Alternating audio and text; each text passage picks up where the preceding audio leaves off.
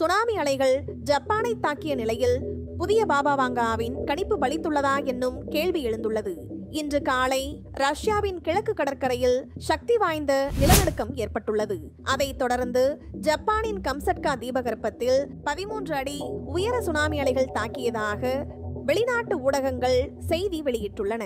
இந்த நிகழ்வு ஜப்பானின் புதிய பாபா வங்கா கணிப்புடன் ஒப்பிடப்பட்டு உலகம் முழுவதும் பரபரப்பாக பேசப்பட்டு வருகிறது. அதனை பற்றி இந்த வீடியோ தொகுப்பில் பார்க்கலாம்.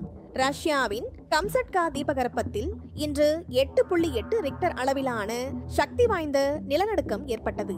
இந்த நிலநடுக்கம் 19.3 கிலோமீட்டர் ஆழத்தில் ஆழமற்றதாக இருந்தது. இந்த நிலநடுக்கத்தால் ரஷ்யாவின் குரில் தீவுகள் மற்றும் ஜப்பானின் பெரிய வடக்கு தீவான ஹொக்கைடோவின் கடலோர பகுதிகளில் சுனாமி ஏற்பட்டது. ரஷ்ய பசிபிக் நகரமான குரில்ஸ்கில் மோதிய சுனாமி அலைகள் 3 மீட்டர் உயரத்தை தாண்டியதாகவும் மிகவும் சக்தி வாய்ந்தது 5 மீட்டர் வரை பெரியதாகவும் இருந்ததாக ரஷ்யா செய்தி நிறுவனம் தெரிவித்துள்ளது. இந்த நிலையில் ஜப்பானின் கிழக்கு கடற்கரையில் உள்ள மியாகி மாகாணத்தில் உள்ள ஒரு முக்கிய துறைமுக நகரமான இஷினோமகி துறைமுகத்தை 4.3 அடி உயரத்திற்கு சுனாமி தாக்கியதாக ஜப்பான் வானிலை ஆய்வு நிறுவனம் தெரிவித்துள்ளது. இது இதுவரை பதிவு செய்யப்பட்ட மிக உயர்ந்த சுனாமி அலையாகும்.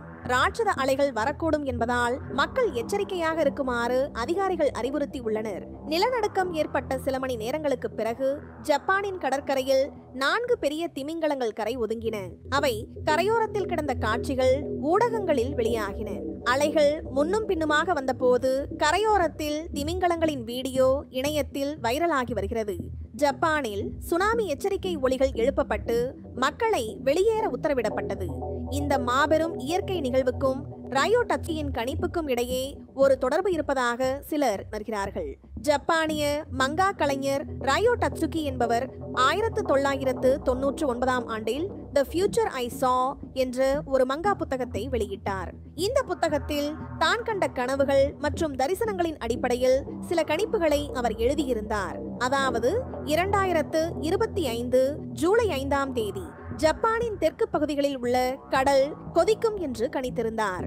இதனால் அவரை ஜப்பானின் பாபா வாங்கா என்று சிலர் அழைக்கின்றனர். இந்த குறிப்பிட்ட கடல் கொதிக்கும் கணிப்பு அண்மையில் நடந்த சுனாமி நிகழ்வுடன் தொடர்புபடுத்தப்பட்டு உலகம் முழுவதும் இவரை பற்றி பேசத் தொடங்கி உள்ளனர். ரியோ டட்சுகி தனது கணிப்பில் ஜூலை 5, 2025 என்ற ஒரு தேதியை குறிப்பிட்டிருந்தார். ஆனால் நிலநடுக்கமும் சுனாமியும் நடந்தது ஜூலை 30ஆம் தேதி. அவரது கணிப்பு தெற்கு ஜப்பானின் கடல் கொதிக்கும் என்று குறிப்பிட்டது. ஆனால் நிலநடுக்கம் ரஷ்யாவின் கம்சட்கா தீபகற்பம் அருகே ஜப்பானுக்கு வடக்கே ஏற்பட்டது. இந்த தேதி மற்றும் இட வேறுபாடுகள் இருந்த போதிலும் பலர் ரியோ டட்சுகியின் கணிப்பை ஜூலை மாதத்திற்கான ஒரு பொதுவான எச்சரிக்கை என்று பார்க்கத் தொடங்கினர். விஞ்ஞானிகள் நிலநடுக்கங்களை துல்லியமான நேரம் மற்றும் இடத்துடன் கணிப்பது தற்போது இருக்கும் தொழில்நுட்பத்தை பயன்படுத்தி சாத்தியமில்லை என்று உறுதியாக கூறுகின்றனர். இத்தகைய கணிப்புகள் பெரும்பாலும் தற்செயல் நிகழ்வுகளே அன்றி அறிவியல் பூர்வமான அடிப்படை இல்லை என்று அவர்கள் வலியுறுத்துகின்றனர். ஜப்பான் மற்றும் ரஷ்யாவை தாக்கிய மாபெரும் நிலநடுக்கம் மற்றும் சுனாமி ஒரு பயங்கரமான இயற்கை பேரிடர் என்பதில் சந்தேகமில்லை. இந்த நிகழ்வு புதிய பாபா வங்கா என்று அழைக்கப்படும் ரியோ டட்சுகியின் ஒரு பழைய கணிப்புடன் தொடர்புபடுத்தப்பட்டு பரவலாக பேசப்படுகிறது.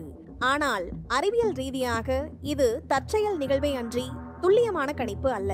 நிலநடுக்கங்களை முன்னறிவிக்கும் தொழில்நுட்பம் இன்னும் நம்மிடம் இல்லை என்பதை நாம் நினைவில் கொள்ள வேண்டும். மேலும் இது போன்ற சுவாரஸ்யமான வீடியோக்களுக்கு எங்கள் சேனலை சப்ஸ்கிரைப் செய்யுங்கள். நன்றி.